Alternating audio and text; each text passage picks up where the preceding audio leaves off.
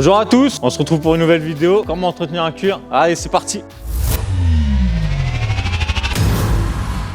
Alors pour cet entretien, nous allons avoir besoin des EPI, on se protège les mains, donc on va utiliser des gants en nitrile. Vous allez avoir besoin de brosses souples, d'un nettoyant doux et de microfibres. Donc là, on va utiliser une brosse souple et un nettoyant doux pour nettoyer les cuirs. La chose à pas faire, c'est d'utiliser un APC qui a un pH 13 plus alcalin, donc qui risque de venir abîmer vos cuirs. Je vous déconseille aussi que j'utilise une éponge magique, c'est trop agressif. Trop abrasif, vous allez abîmer le top coat du cuir. Avant d'entretenir mon cuir, je vais venir aspirer toutes les petites poussières qui se trouvent sur le cuir. Je m'équipe d'un aspirateur et d'une brosse à poils souple pour pas venir abîmer le cuir. Pour bien aspirer, il faut bien écarter l'assise du boudin et on vient aspirer toutes les miettes qui sont logées en profondeur. Et ensuite, on peut attaquer son entretien.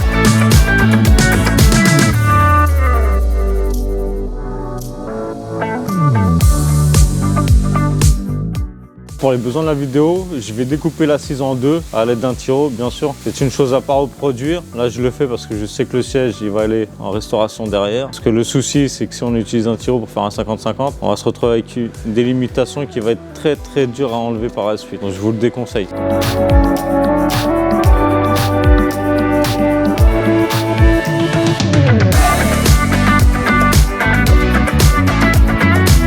Donc là, je vais venir nettoyer mon siège, je vais faire des petites zones pour pas étaler la crasse d'une zone à l'autre. Nettoyez régulièrement votre brosse à l'aide d'un petit seau rempli d'eau pour enlever toute la saleté qu'on a dedans. Donc prends un mousseur, permet d'économiser du produit. Voilà, j'ai pas besoin de mettre plus.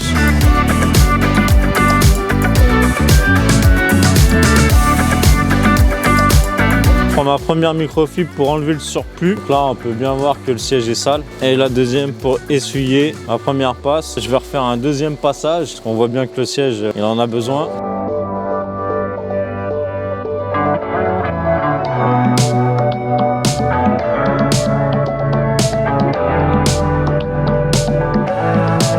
On voit bien, hein, le siège est vraiment très sale. Donc c'est une opération qui peut prendre énormément de temps. Si vraiment le nettoyant doux est trop léger au niveau du nettoyage, on peut passer sur un nettoyant puissant. Mais faites d'abord une petite zone pour être sûr de ne pas décolorer le siège, de ne pas venir attaquer le top coat. Donc là, quand ma brosse devient trop chargée en saleté, un petit coup dans mon seau pour venir rincer. On essore le surplus d'eau bien sûr. Et là, on va faire un petit test avec le nettoyant puissant sur une petite zone, voir si je n'abîme pas mon top coat. Si c'est le cas, je continuerai mon siège comme ça parce qu'il est vraiment très sale et là le nettoyant doux il est peut-être un peu trop léger. Donc là j'ai pris un nettoyant puissant et je vais faire un petit test, sachant que mon siège ne risque rien parce que même si je le dégrade, je vais le repigmenter, donc je vais le restaurer. Donc là je vais faire une petite zone pour voir.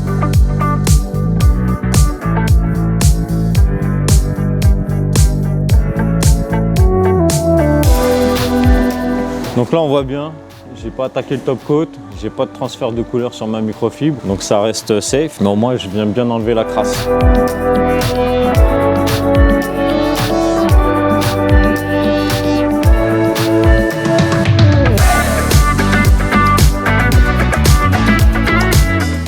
Donc là on va retirer le tiro, on va voir si on voit une sacrée différence. Donc là on voit quand même bien une grosse différence. On voit bien qu'on a retrouvé de la clarté. Là il est encore très sombre, donc toute la crasse, on voit bien toute la crasse. Là on voit qu'on a quand même récupéré une teinte d'origine, un beige clair. Donc on n'est pas trop mal là, vous en pensez quoi? Dites-moi en commentaire ce que vous en pensez.